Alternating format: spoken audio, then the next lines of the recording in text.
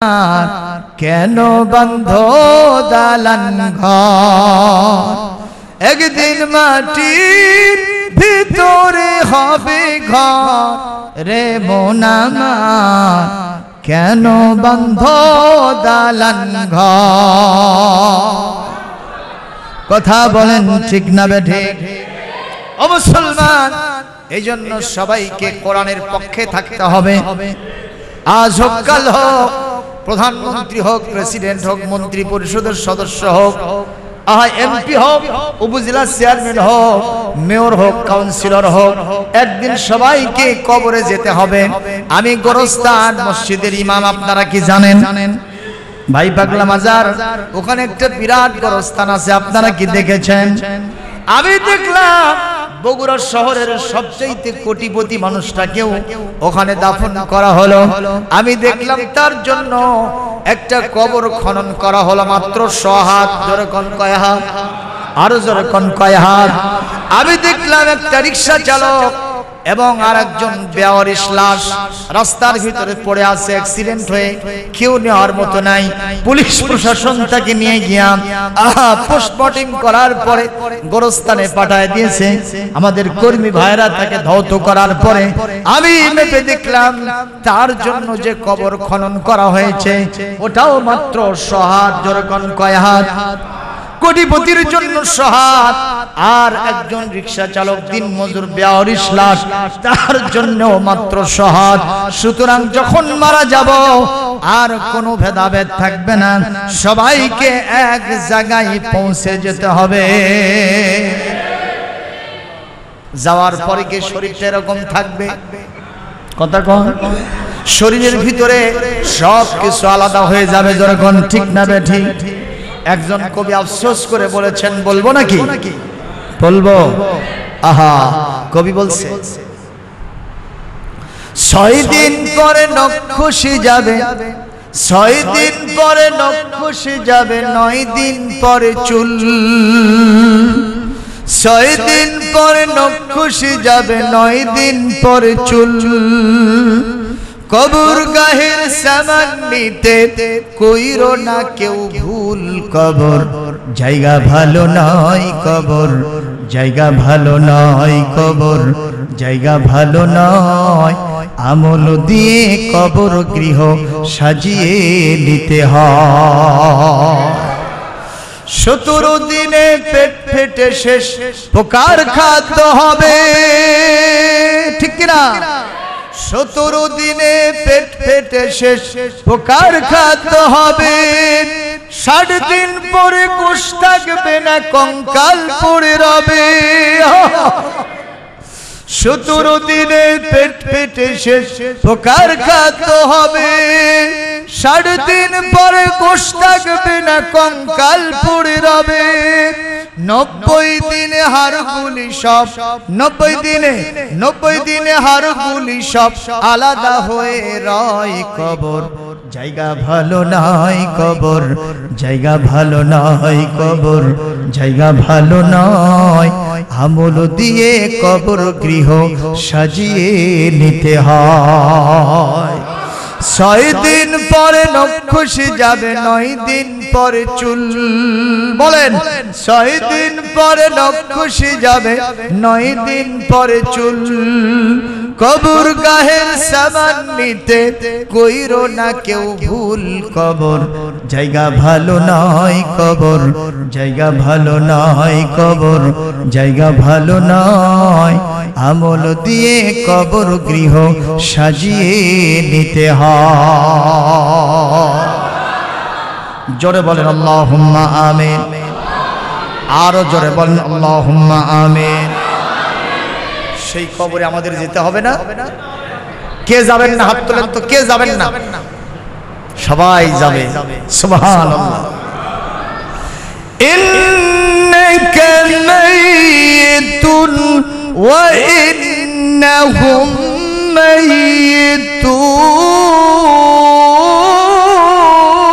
মাইয়িতুন সুম্মা ইন্নাকুম ইয়াওমাল কিয়ামাতি ইনদা রাব্বিকুম তাখতাসিমুন।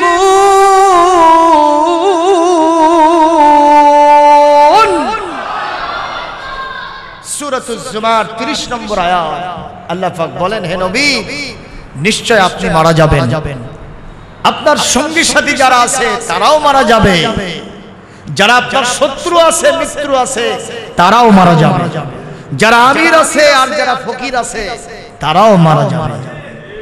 ঘোষণা কার? সুতরাং মউত পালাতে পারবো না। কবে মারা যাব সেটা জানি, কে জানেন? অন্ধকার ঘরের সাপ, অন্ধকার ঘরের সাপ, অথচ ওই কোনায় গিয়ে সাপ বসে আছে, আপনি দরজা খুলে ওখানে পা দিতে সাহস পান না। কেন? এখানেও থাকতে পারে। সুতরাং এই জ্ঞানটুকু যার নাই সেই মানুষের কোনো মাতব্বরি আছে? জোরে কোন আছে? কিন্তু আমরা মাতব্বরি করি কিনা? হ্যাঁ, সব আমার, আল্লাহর কিছুই নাই।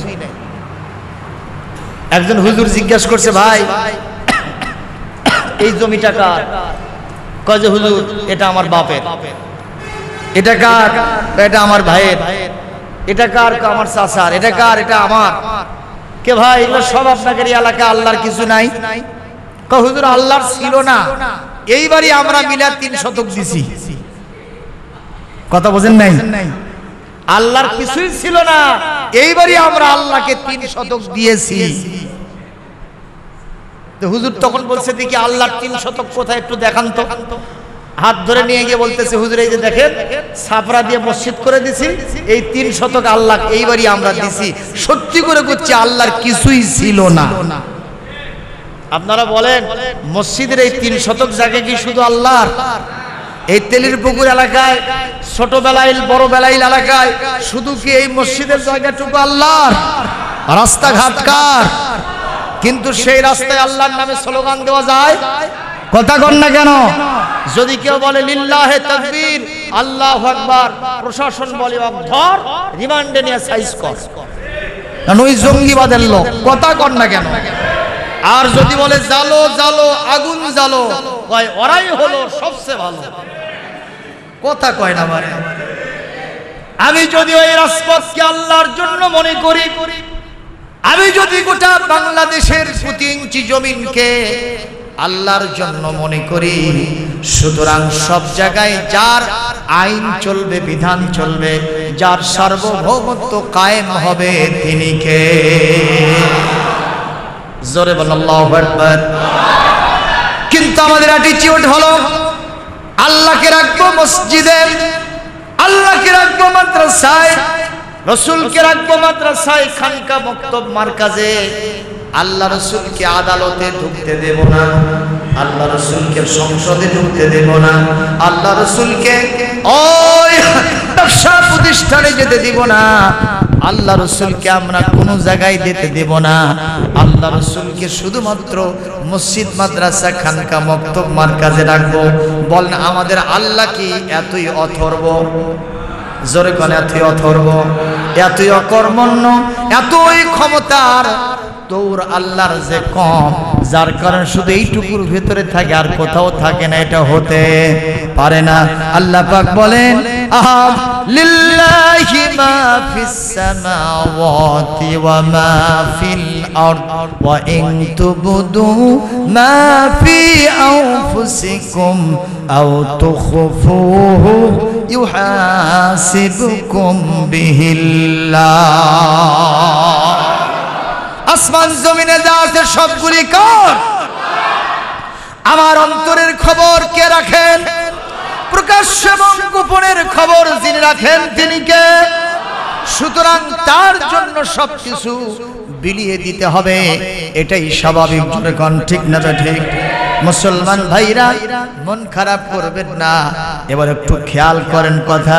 আল্লাহ পাক বলছেন, হে নবী যদি ওরা আমাকে ভালোবাসতে চায়, আমি আল্লাহকে যদি তারা ভালোবাসতে চায়, তাহলে তাদেরকে আপনি বলে দেন ওরা যেন আপনি নবীর অনুসরণ অনুকরণ, আপনি নবীকে তারা যেন জীবনের সব জায়গায় মেনে চলে। জোরে বলেন আমিন। যদি ওরা আপনাকে জীবনের সব জায়গায় মেনে চলতে পারেন, আমি আল্লাহ রাব্বুল আলামিন ঘোষণা করলাম আমি আমার ভালোবাসা তাদেরকে দিয়ে দিব। জোরে বলেন সুবহানাল্লাহ। শুধুই ভালোবাসা দিব না, জীবনের সব গুনাহ খাতা মাফ করে দিব। জোরে বলেন সুবহানাল্লাহ। আমরা তো এটাই চাই না, এর থেকে বেশি কিছু চাই। আমরা আল্লাহর ভালোবাসা চাই, নবীর ভালোবাসা চাই, আর জীবনের গুনাহগুলো মাফ হয়ে গেলে আমাদের আর কোনো চাওয়া পাওয়া নাই। ঠিক না ঠিক বলেন? আর এই তিনটা কাজ যদি আমরা অর্জন করতে পারি, দুনিয়া আখিরাতে সব সফলতাগুলি আমাদের পদচুম্বন করবে। আমরা মহান আল্লাহ সুবহানাহু ওয়া তাআলার স্রোত সিনি প্রবাহিত ওই জান্নাতের ভিতরে যেতে পারবো, কোনো সন্দেহ নাই। জোরে বলেন না সুবহানাল্লাহ। লা ইলাহা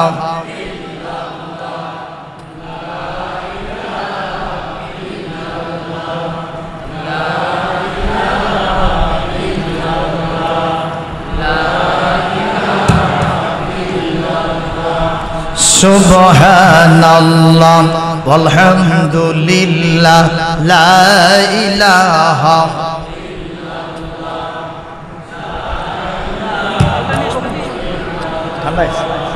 লা ইলাহা। আসিয়া খেলে প্রেমের খেলা, ফেরাউন দিল তারে কতই জ্বালা। ঠিক না? হাতে পায়ে